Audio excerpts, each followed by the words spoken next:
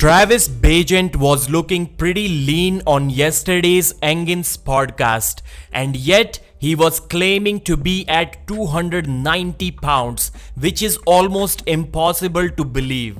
Travis thinks that left-handed, he is currently about number 4th in North America behind Devon Larratt, Corey West and Cody Spur Merritt.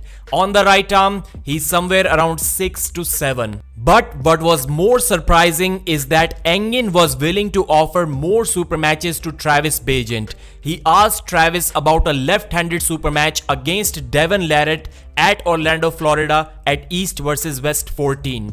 Devon also told Engin and other promoters that he's only willing to have that super match against Travis only at East vs West or King of the Table.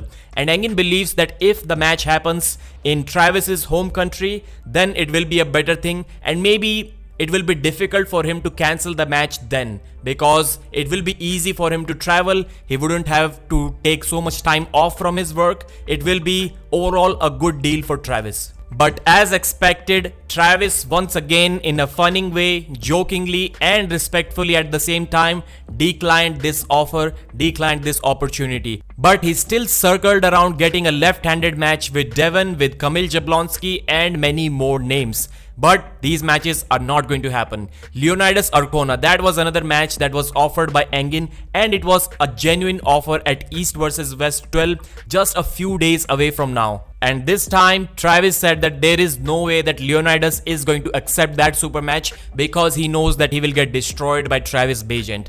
After that conversation also kind of diluted. Travis went into the funny mode once again by saying that if Schoolboy's left is injured, then that should be his opponent. Please suggest some good and yet easy super matches for Travis BAGENT on the left and also on the right arm. That will be interesting to read. Let's talk about Monster Michael Todd now. So Michael recently updated his PR in the Devon Larratt pronation lift. He did about 151 pounds, which is over 68 kilos.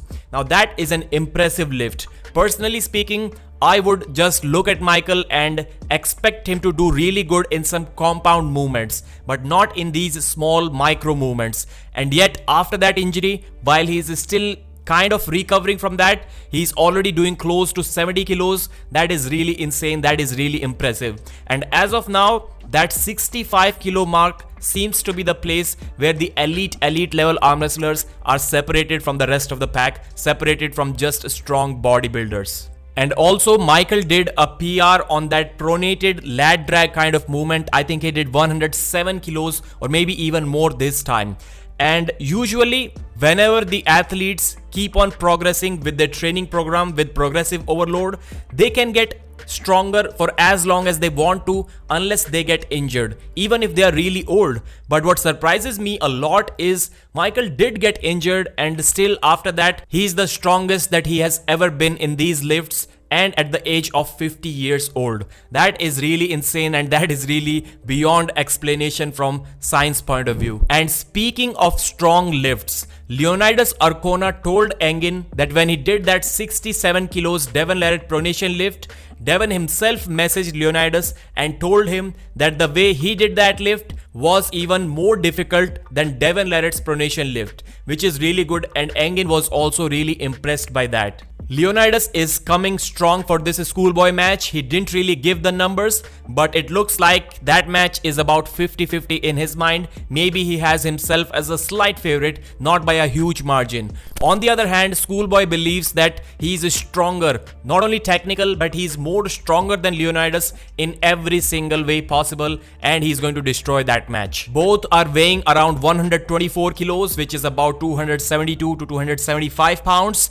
And Schoolboy was asked how strong he really believes he is right now, to make some comparisons. And Schoolboy said that he believes he's not far off from Reno Masic. Now, Schoolboy, in my opinion, is the most underrated and also the most overrated arm wrestler at the same time. Some people believe that he's the best guy in the world, and some people believe that they are the ones who know very well and Schoolboy is not really good. I think both of them are incorrect. Schoolboy is really good.